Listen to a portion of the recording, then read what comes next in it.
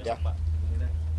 Baik, terima kasih rekan-rekan pers atas kehadirannya di parkir timur Senayan ini, di tempat Gelora Bung Karno ini. Besok pada tanggal 30 Juni dimulai jam 10 pagi sampai malam hari akan diadakan rangkaian penutupan peringatan bulan Bung Karno. Dan puncak peringatan dilakukan di Gelora Bung Karno ini, di mana seluruh jajaran pengurus partai di seluruh Indonesia selama 1 bulan penuh telah mengadakan berbagai kegiatan-kegiatan yang kreatif, inovatif untuk anak-anak muda, yang dimulai dari 1 Juni hari lahirnya Pancasila, 6 Juni kelahiran Bung Karno, dan kemudian 21 Juni wafatnya Bung Karno. Dan di dalam penutupan bulan Bung Karno, berbagai kreativitas anak muda sebagai kolaborasi dari Banteng Muda Indonesia, Taruna Merah Putih, Repdem, kemudian ada Satgas Partai, ada Ganti, dan juga Redmi. Semua bersatu mempersembahkan kegiatan yang menarik bagi para pemuda kita agar bergelora api perjuangan nantak kunjung padam.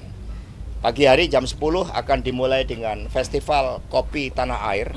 Ditampilkan berbagai kreativitas yang menjadi daya unggul Indonesia tentang kopi dengan cita rasa tanah air untuk dunia. Dan kemudian pada sore jam 3 akan dimulai suatu rangkaian untuk Soekarno Run.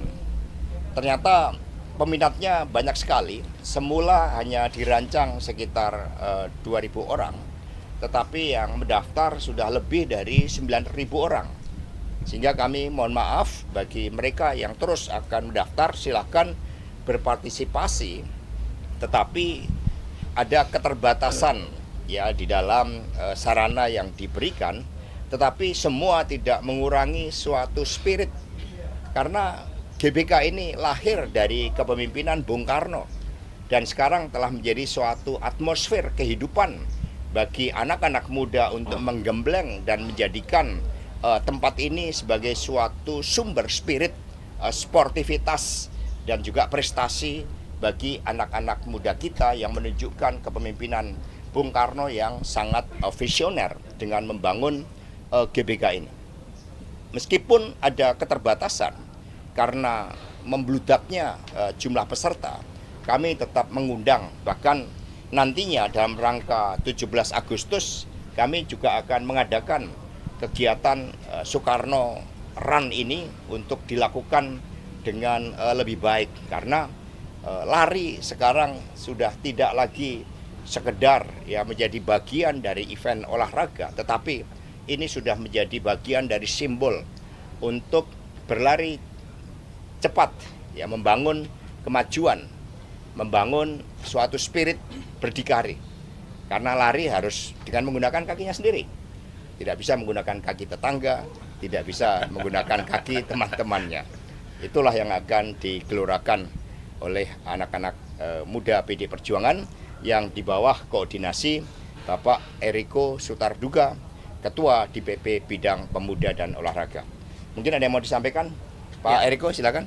Cukup Pak saja biar teknis, silakan. Teknis saja paling tambahan untuk teman-teman media membantu menginformasikan bahwa pembagian respek itu kita mulai besok jam 7 pagi sampai jam 13.00, dan seperti tadi yang sudah disampaikan, kita ada keterbatasan karena semula hanya dirancang 2.000, sehingga respek hanya kita tambah sampai 5.000. Nanti kemudian sistemnya first come first serve gitu ya, dan semoga nanti kebagian semua. Kalau yang tidak kebagian, kami mohon maaf. Tapi yang tidak kebagian mendapatkan kupon khusus. Kupon khusus banyak hadiah untuk door prize dan bisa menikmati pentas musik dengan berbagai gestar yang oke banget buat anak muda ya. Ada Ran, ada Ardhito Pramono secara gratis ya, ada KPK, dan satu lagi Marcel Siahaan. Terima kasih Pak Sekjen, cukup untuk ya, grup musik KPK ini adalah kelompok pemuja koplo ya, yang memang sangat populer, dan ini aspirasi dari anak-anak muda. PD Perjuangan, ayo dong, bulan Bung Karno mengundang musik KPK. Kalau nggak ada koploan sekarang nggak rame gitu Mas Eko. Ya. Jadi itu yang kira-kira yang ditampilkan buat besok. Mengapa arenanya hanya di sekitar GBK? Karena ini bukan sekedar lari. Ini mengambil spirit. Sehingga jangan diukur dari berapa jaraknya. Buat saya pribadi 10 kilo udah biasa. Tetapi ini adalah mengambil spirit bahwa dengan berlari, sportivitas, semangat berdikari, semangat pantang menyerah itu ditunjukkan, dan ini dalam kebersamaan anak-anak muda PD Perjuangan bersama dengan masyarakat. Maka mereka yang mau bergabung silakan bergabung. Kita jadikan Gelora Bung Karno ini menjadi sumber spirit tentang bagaimana Indonesia berperan penting bagi dunia. Terima kasih. Pak, rutenya berapa panjang Pak kira-kira Pak? Untuk kategorinya apa? Rutenya sampai capek, keliling-keliling GBK. Kategorinya Pak? Sampai capek. Ya kategorinya fun, Soekarno Fun Run. Nanti baru bulan Agustus baru kita akan buat yang lebih mini maraton, karena ternyata peminatnya sangat banyak. Jadi tidak salah, saya juga di GBK ini setiap minggu 2 kali lari mengelilingi stadion GBK, ya rata-rata 8 sampai 10 kilo. Ternyata ini menjadi bagian dari spirit di seluruh Nusantara, sehingga setiap kami ke daerah sekarang selalu membawa sepatu olahraga untuk lari di daerah-daerah. Pak, beritanya lain Pak? Boleh. Soal pilkada Pak, poros ketiga untuk pilkada Jakarta ini bagaimana Pak? Apakah sudah siap Pak? Siapa kandidatnya mungkin yang akan diusung di PDIP? Kalau dulu ada poros tengah untuk mengganjal kepemimpinan Bu Mega, ya kita poros rakyat sajalah. Jadi PD Perjuangan bergerak untuk menyerap seluruh aspirasi rakyat, dan kami tidak pernah kehilangan stok pemimpin karena partai selalu melakukan kaderisasi. Ada Pak Pramono Anung, ada Pak Hendi, ada Pak Andika, ada Pak Eriko Sutarduga di belakang saya. Ya semua telah dipersiapkan dengan baik. Ada Charles Honoris dan sebagainya. Kalau koalisi Pak? Koalisi? Ya kerjasama partai politik kan dilakukan. Hari ini telah diumumkan bahwa calon gubernur dan wakil gubernur di Bengkulu, PD Perjuangan bekerja sama dengan Partai Amanat Nasional. Ya, ada Pak Helmi Hasan dengan calon wakil kader dari PD Perjuangan yang telah terbukti sukses menjadi bupati 2 periode, yaitu Pak Mian. Pak, ini dari pihak Anies sendiri berharap PDIP bisa bergabung begitu untuk mengusung Anies dari PKS, bahkan sampai juru bicaranya tadi pagi bilang kalau berharap dan bakal jadi terobosan besar kalau PDI bisa mengusung Anies. Gimana Pak tanggapannya Pak? Ya, kami banyak menerima tanggapan yang sama, karena ketika menghadapi ujian di dalam pemilu kemarin yang oleh para pakar dikatakan terjadi kecurangan secara terstruktur, sistematis dan masif dengan menggunakan sumber negara dan alat-alat negara, ternyata PD Perjuangan masih dipercaya rakyat menjadi pemenang pemilu. Militansi inilah yang kemudian menarik banyak pihak untuk bekerja sama dengan PD Perjuangan. Tetapi kerjasama tidak boleh kehilangan dengan apa yang disuarakan oleh akar rumput. Karena itulah di seluruh pilkada kami tidak hanya berbicara dalam konteks elektoral, kami mendengarkan suara akar rumput, mendengarkan suara wong cilik, komitmen di dalam memperbaiki nasib wong cilik. Maka kami mengadakan pelatihan-pelatihan calon kepala daerah dan calon wakil kepala daerah. Tanggal 1 Juni nanti, 1 Juli sudah akan diadakan pelatihan lanjutan, batch kedua. Nama Pak Anies masuk dalam kategori akar rumput itu Pak? Ya, nama Pak Anies kan juga banyak disuarakan di situ. Hanya partai kan juga harus melihat secara komprehensif. Mbak Puan sendiri menyatakan Pak Anies ini menarik. Nah, sehingga dari pernyataan Mbak Puan kami terus lakukan, kami kembangkan untuk mendengarkan komitmen akar rumput dan jaga bagaimana suara dari kebinekaan kita harus betul-betul diperhatikan. Pak, kemarin PDIP akan bergabung berkoalisi dengan PKS atau gimana Pak? Jadi kerjasama partai politik memang terjadi pergeseran. pasca pemilu presiden. Nah, pergeseran ini juga dengan melihat dinamika politik yang ada di daerah. Sehingga partai-partai yang telah lolos di dalam ujian-ujian melalui pemilu yang lalu, tentu PD Perjuangan membangun suatu komunikasi. Karena pergeseran ini disertai dengan suatu kesadaran di satu sisi PD Perjuangan kokoh dari aspek ideologi, core values dari partai, basis partai, tapi di sisi lain itu juga membuka suatu ruang kerjasama mengingat tantangan-tantangan ke depan tidaklah ringan. Kita melihat dari perekonomian, pelemahan rupiah terhadap dolar, masalah pangan, dan sebagainya. Diperlukan suatu kerjasama. Tapi prinsip-prinsip ideologis dan sejarah tetap diperhatikan oleh partai, terutama mendengarkan akar rumput. PDI tidak akan membangun kerjasama sekiranya ada persoalan-persoalan yang disuarakan oleh akar rumput. Tetapi prinsipnya kami terbuka di dalam kerjasama politik. Pak Tapi Sekjen, artinya kalau terakhir untuk cawe-cawe, Pak? kemarin Pak Sekjen bilang bahwa salah satu faktor yang dipertimbangkan untuk calon pemimpin daerah itu kan dari ideologis juga. Apakah kemudian PDIP juga sudah melihat sosok Mas Anies ini secara ideologis satu jalur dengan PDIP? Secara ideologis kan juga bisa dilakukan melalui suatu persiapan-persiapan. Ketika Republik Indonesia baru berdiri dan menghadapi berbagai ancaman-ancaman dari luar, dari kolonialisme Belanda, ada kerjasama antara PNI dan Masyumi. Misalnya, semua komponen digalang di dalam menghadapi tantangan-tantangan eksternal. Dan sekarang kita juga menghadapi tantangan internal dan juga eksternal akibat geopolitik itu. Jadi ada perspektif historis yang juga bisa dijadikan pijakan oleh PD Perjuangan. Tetapi kerjasama politik terhadap wilayah-wilayah yang sangat strategis itu kami menunggu arahan dari Ketua Umum PD Perjuangan Ibu Megawati Soekarno Putri yang terus mencermati hari ke hari seluruh dinamika politik yang berkembang. Soal kekhawatiran PDIP tertarik untuk mengusung duet aman juga nggak, Anies Sohibul Iman? Jadi PD Perjuangan ini adalah partai yang digelorakan oleh semangat untuk mendorong kader-kader partai melalui proses pelembagaan partai, sekolah partai, sehingga skala prioritas utama adalah kader partai yang kita dorong. Baru kemudian dibuka suatu ruang, apalagi secara historis Jakarta memiliki peran yang sangat penting secara strategis terkait dengan perannya di dalam dinamika politik nasional, perekonomian nasional. Jakarta sangat strategis sehingga partai berhati-hati mempertimbangkan dengan seksama. Untuk DKI siapa cepat belum tentu dapat.